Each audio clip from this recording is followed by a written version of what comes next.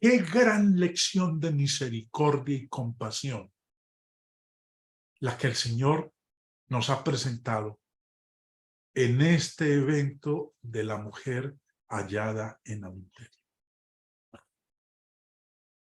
Después de esto, viene una gran enseñanza sobre que Él es la luz del mundo. Empieza diciendo en el verso 12, otra vez Jesús les habló diciendo, yo soy la luz del mundo. El que me sigue no andará en tinieblas, sino que tendrá la luz de la vida.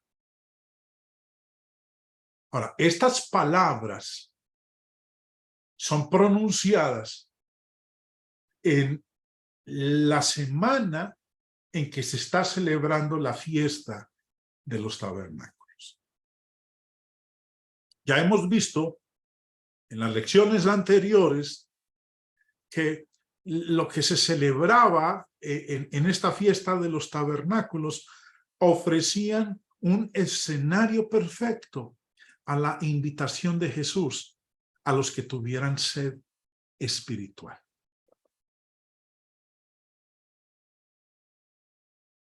Una vez más repito porque quiero que quede bien grabado en nuestras mentes. De todas las fiestas que tenían los judíos, 3 eran las principales. Y de las 3 principales había una que sobresalía. Y era la fiesta de los tabernáculos, que es de la que hemos venido nosotros hablando en estas lecciones. Ahora, quiero que observen el gráfico que ustedes están observando en pantalla. Préstenle atención, porque este es el templo de Herodes en Jerusalén, o el templo de Salomón, el templo que Salomón había construido en el Antiguo Testamento y que fue reconstruido por Herodes después de que los babilonios lo habían destruido. Ustedes pueden observar, y fíjense bien en la imagen, que en la parte izquierda hay un patio. Ese es el patio de las mujeres. Y en cada esquina de ese patio hay un candelabro. Hay 4 candelabros en ese patio. Préstenle atención porque lo que vamos a explicar a continuación debe tenerse en cuenta con lo que había en el templo de Herodes. Y específicamente estos 4 candelabros que ustedes pueden observar ahí. Ahora, si lo están mirando en un celular, no sé si alcance a verlo, pero si lo está viendo en su computadora, es probable que usted sí pueda notar la ubicación de esos 4 candelabros. Ahora, vuelvo y leo lo que dice el verso 12. Otra vez Jesús les habló diciendo, yo soy la luz del mundo. El que me sigue no andará en tinieblas, sino que tendrá la luz de la vida. Ahora, ¿por qué dijo el Señor eso? ¿En qué se basó para decir yo soy la luz del mundo y que el que lo siga no andará en tinieblas, sino que tendrá la luz de la vida? Bueno, dejemos que el señor Barclay nos ilustre en su comentario respecto de esto. Pero había otra ceremonia conectada con esta fiesta, la fiesta de los tabernáculos. El primer día, por la tarde, había la ceremonia que se llamaba la iluminación del templo. Tenía lugar en el atrio de las mujeres, que estaba rodeado de unas galerías anchas, aptas para albergar gran número de espectadores. En el centro se colocaban 4 candelabros inmensos. Cuando caía la tarde, los encendían y se decía que lanzaban tal resplandor que iluminaban los patios de toda Jerusalén. Desde entonces hasta el canto del gallo la mañana siguiente, Los más grandes y más sabios y más santos de Israel danzaban delante del Señor y cantaban salmos de gozo y de alabanza mientras la multitud los miraba. Jesús está diciendo, ¿habéis visto que el resplandor de la iluminación del templo rasga las tinieblas de la noche? Yo soy la luz del mundo. Y para todos los que me sigan, habrá luz. No solo una noche maravillosa, sino a lo largo de todo el camino de la vida. La luz del templo es muy brillante, pero al final parpadea y muere. Yo soy la luz que dura para siempre. Con lo que nos dice aquí el comentario del señor Barclay, nos da entonces a nosotros una idea de dónde salieron sus palabras. Se celebraba, como lo leíamos hace un momento, una de las celebraciones en la fiesta de los tabernáculos era la ceremonia que se llamaba la iluminación del templo, que como leímos hace un momento, tenía lugar en el patio o atrio de las mujeres. Por eso les explicaba hace un momento la ubicación del patio de las mujeres. También el señor Matthew Henry en su comentario nos dice, en el atrio de las mujeres se colocaban en aquellos días 4 enormes candelabros. Si ustedes observan el gráfico, los candelabros sobrepasan la altura de la construcción, en cuyas cimas había sendas copas de oro llenas de aceite, y en cada una de dichas copas había varias mechas para dar más luz, de tal modo que el resplandor de estas luces se proyectaba sobre la ciudad. Entre tanto, los levitas tañían diversos instrumentos musicales de cuerda, sentados en las gradas que daban acceso al atrio, y el pueblo llevaba antorchas mientras celebraba con júbilo la ceremonia llamada en hebreo la alegría de la fiesta. De esta forma, recordaban la columna de fuego que había guiado a sus antepasados en su peregrinación por el desierto. Por otra parte, los mismos rabinos llamaban al futuro Mesías luz e iluminador, de acuerdo con Isaías, Daniel y Lucas capítulo 2. Así como los que habían seguido la columna de luz en el desierto y no se habían rebelado contra Dios, habían llegado a la tierra de promisión, mientras los demás habían dejado allí sus cadáveres.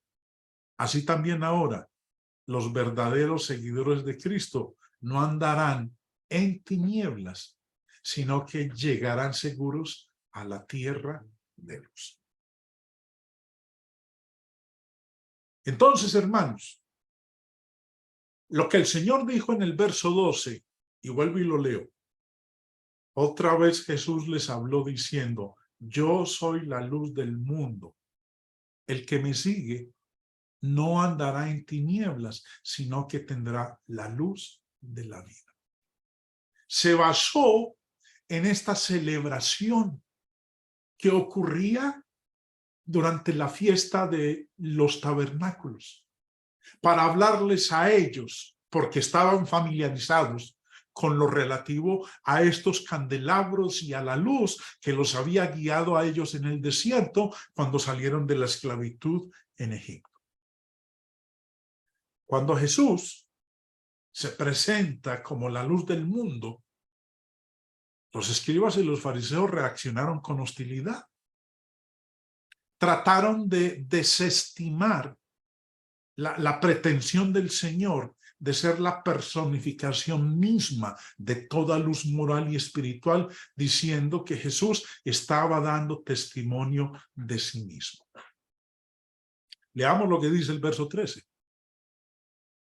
Entonces los fariseos le dijeron, tú das testimonio acerca de ti mismo. Tu testimonio no es verdadero.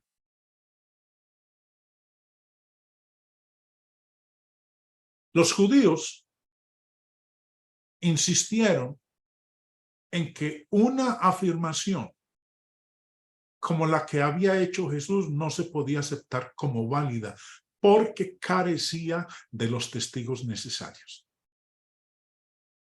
Según el punto de vista de los fariseos, lo que el Señor acababa de decir estaba respaldado exclusivamente por su propia palabra. Y según la ley judía, cualquier afirmación tenía que apoyarse en el testimonio de 2 o 3 testigos, por lo menos, para ser conforme a la ley. En Deuteronomio 19:15 dice, no se tomará en cuenta un solo testigo contra ninguno en cualquier delito ni en cualquier pecado, en relación con cualquier ofensa cometida. Solo por el testimonio de 2 o 3 testigos se mantendrá la acusación. Y leamos también en Números 35:30, cualquiera que diere muerte a alguno, por dicho de testigos morirá el homicida, mas un solo testigo no hará fe contra una persona para que muera. Estos fariseos lo estaban juzgando estrictamente desde un punto de vista carnal. Y el juicio de ellos, de estos fariseos, estaba manchado por su propia maldad, por su propia ambición y por su deseo de condenar. Ahora, el Señor Jesús le responde en el verso 14, aunque yo doy testimonio acerca de mí mismo, mi testimonio es verdadero, porque sé de dónde he venido y a dónde voy, pero vosotros no sabéis de dónde vengo ni a dónde voy. Él ya les había dicho que había bajado del cielo y que volvería al cielo. Pero a ellos les había parecido necedad y no lo recibieron. Recordemos que el Señor había dejado la gloria, pero iba a volver a la gloria que tuvo desde la eternidad. Es más, adelantémonos un poquito. Estamos en el capítulo 8. Miremos lo que el Señor dijo en el capítulo 17, verso 5. El día en que instituye la cena, esa noche Judas lo va a entregar y orándole al Padre reunido con sus discípulos, ese jueves cuando instituye la cena, dijo, ahora pues, Padre, glorifícame tú al lado tuyo con aquella gloria que tuve contigo antes que el mundo fuese. Devolviéndonos al capítulo 7, ustedes recordarán que el Señor Jesús les había hablado de esto mismo, de dónde había venido y a dónde iba. Es más, recordémoslo, verso 33 al 36. Entonces Jesús dijo, todavía un poco de tiempo estaré con vosotros e iré al que me envió. Me buscaréis y no me hallaréis, y a donde yo estaré, vosotros no podréis venir. Ahora, él les había dicho para dónde iba, dijo, iré al que me envió, volvería al Padre. Verso 35. Entonces los judíos dijeron entre sí, ¿a dónde se irá este que no le hallemos? ¿Se irá a los dispersos entre los griegos y enseñará a los griegos? ¿Qué significa esto que dijo, me buscaréis y no me hallaréis, y a donde yo estaré vosotros no podéis venir? Ellos no veían con los ojos espirituales. El Señor les está hablando y solamente ven todo bajo una óptica netamente carnal. En el verso 15 dice les dice Jesús, vosotros juzgáis según la carne. Cuán diferentes eran su enfoque y sus deseos de los de Jesús. Termina diciéndoles, yo no juzgo a nadie. Él vino a salvar, no a juzgar. Sin embargo, recuerden que cualquier juicio que Jesús rindiera sería válido porque la ley de Moisés exigía 2 testigos. Continuamos con la lectura. Y si yo juzgo, mi juicio es verdadero. Porque no soy yo solo, sino yo y el que me envió, el Padre. Y en vuestra ley está escrito que el testimonio de 2 hombres es verdadero. Lo leímos hace un momento. Deuteronomio 19:15. No se tomará en cuenta un solo testigo contra ninguno en cualquier delito ni en cualquier pecado en relación con cualquier ofensa cometida. Solo por el testimonio de 2 o 3 testigos se mantendrá la acusación. Verso 18. Yo soy el que doy testimonio de mí mismo, y el Padre que me envió da testimonio de mí. Jesús y el Padre que le había enviado eran esos 2 testigos. Ahora, estos fariseos, incapaces de separar la carne del espíritu, le preguntan, ¿dónde está tu Padre? Jesús había hablado en los versos anteriores del Padre. Les dice que Él es el otro testigo, que Él y el Padre conforman los 2 testigos que requería la ley. Y como han venido escuchándole mencionar al Padre, bien podían haber entendido que se refería nada menos que a Dios mismo, pero parecen referirse a un Padre humano y le pide que venga para dar testimonio. ¿Dónde está tu Padre?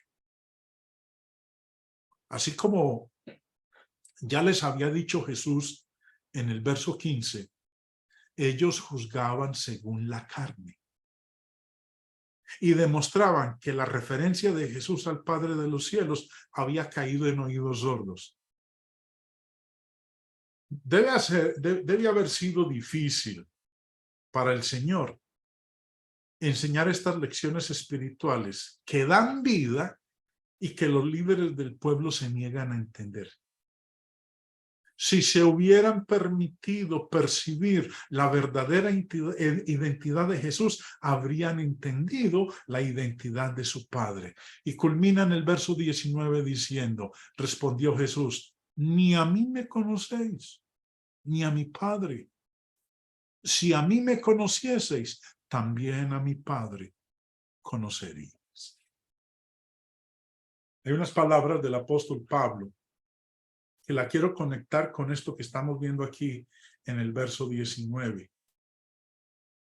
Porque ellos están viendo las cosas, están juzgando las cosas según la carne, no según el espíritu. Y es como dijo Pablo en 1 Corintios 2:14, el hombre natural o carnal no percibe las cosas que son del Espíritu de Dios, porque para él son locura. Y no las puede entender, porque se han de discernir espiritualmente. Los ojos de estos líderes estaban velados por el orgullo, por la malicia, por los prejuicios, que no podía ver. Lo peor de todo es que no estaban dispuestos a reconocer su ceguera. Esta discusión que el Señor está teniendo con estos fariseos ocurre, dice el verso 20, en el lugar de las ofrendas. Estas palabras habló Jesús en el lugar de las ofrendas, enseñando en el templo, y nadie le prendió porque aún no había llegado su hora.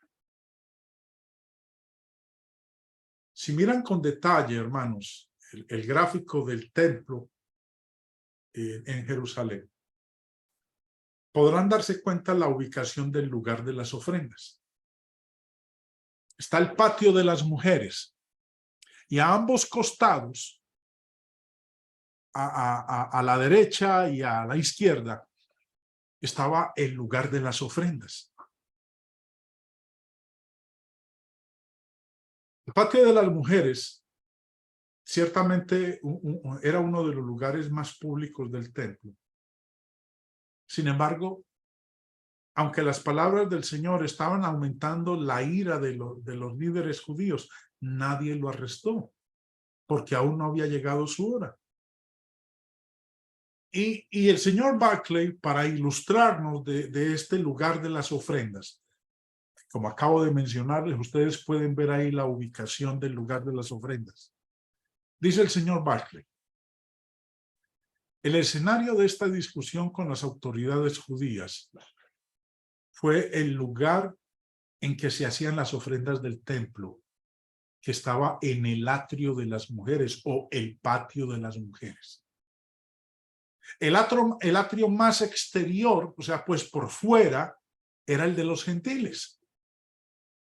El segundo, el de las mujeres, que se llamaba así porque las mujeres no podían entrar más adentro, excepto cuando iban a ofrecer sacrificio en el altar que estaba en el atrio de los sacerdotes. Alrededor del atrio de las mujeres había un pórtico con columnas en el que había colocados en el muro 13 cofres en los que los fieles echaban sus ofrendas.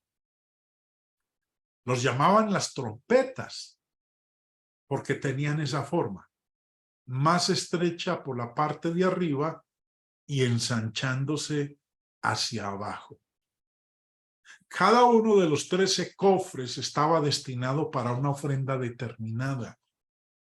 En los 2 primeros se echaban los medios ciclos que tenían que pagar todos los judíos para el mantenimiento del templo. En el tercero y el cuarto se ponían las cantidades de la compra de 2 pichones que tenían que ofrecer las mujeres para purificarse después de tener un hijo. En el quinto se ponían las aportaciones para los gastos de la leña que se necesitaba para mantener el fuego del altar.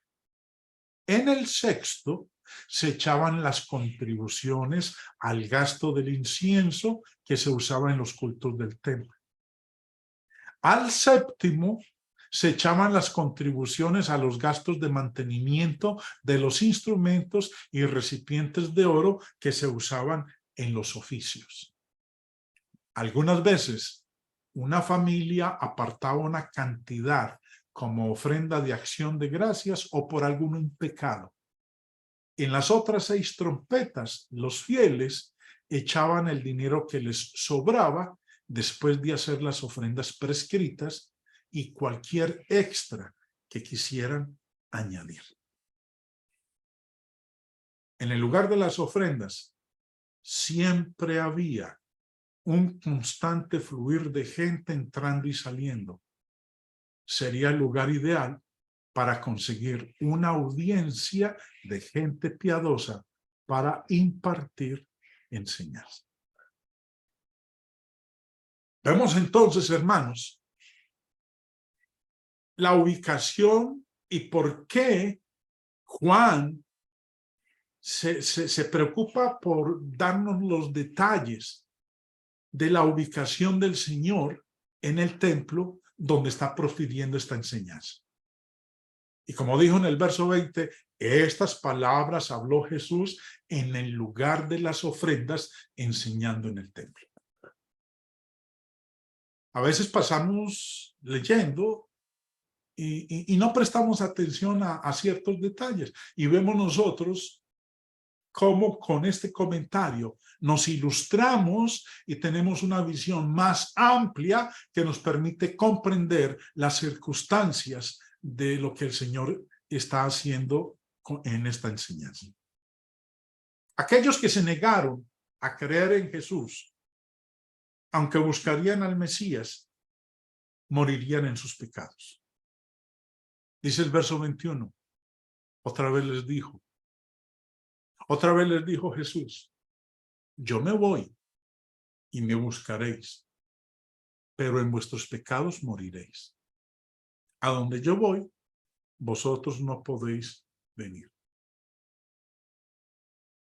Jesús empieza diciéndoles a sus oponentes que Él se marcha, que Él se va, y que cuando se haya ido, se van a dar cuenta de lo que se han perdido y que le buscarán, pero ya será demasiado tarde. Ahora, esta es una nota verdaderamente profética. Volviendo a lo que habíamos leído y estudiado previamente en el capítulo 7, aquí el Señor está volviendo a repetir lo que les dijo en el capítulo 7. A donde yo voy, vosotros no podéis venir. Recordemos lo de Juan 7. Entonces Jesús dijo, todavía un poco de tiempo estaré con vosotros e iré al que me envió. Me buscaréis y no me hallaréis, y a donde yo estaré, vosotros no podréis venir. Voy a volver al Padre. Voy a volver a donde estaba antes de venir a este mundo. Y ustedes no van a poder ir porque ustedes van a morir en sus pecados. Me van a buscar, pero no me van a encontrar. Porque no van a poder ir donde yo voy a estar, porque ustedes van a morir en sus pecados. Recuerden que el pecado separa al hombre de Dios. Jesús volvió a explicar la falta de fe en él. Eran terrenales y él no. Decían entonces los judíos, ¿acaso se matará a sí mismo? Que dice, a donde yo voy, vosotros no podéis venir. Y les dijo, vosotros sois de abajo, ustedes son terrenales, ustedes son mundanos, yo soy de arriba, vosotros sois de este mundo, yo no soy de este mundo. Por eso dije que moriréis en vuestros pecados, porque si no creéis que yo soy, en vuestros pecados moriréis. Jesús traza una serie de contrastes.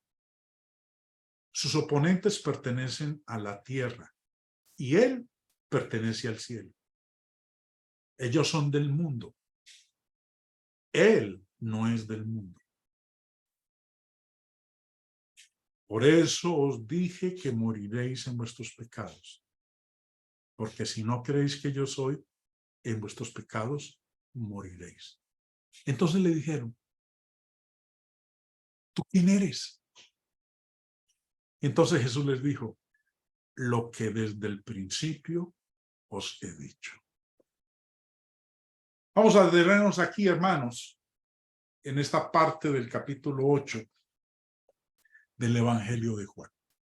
Hay mucho más para ver en lo que falta de la enseñanza que el Señor está dando aquí, en esta ubicación en el templo. Pero mañana vamos a ver la segunda parte de este capítulo 8.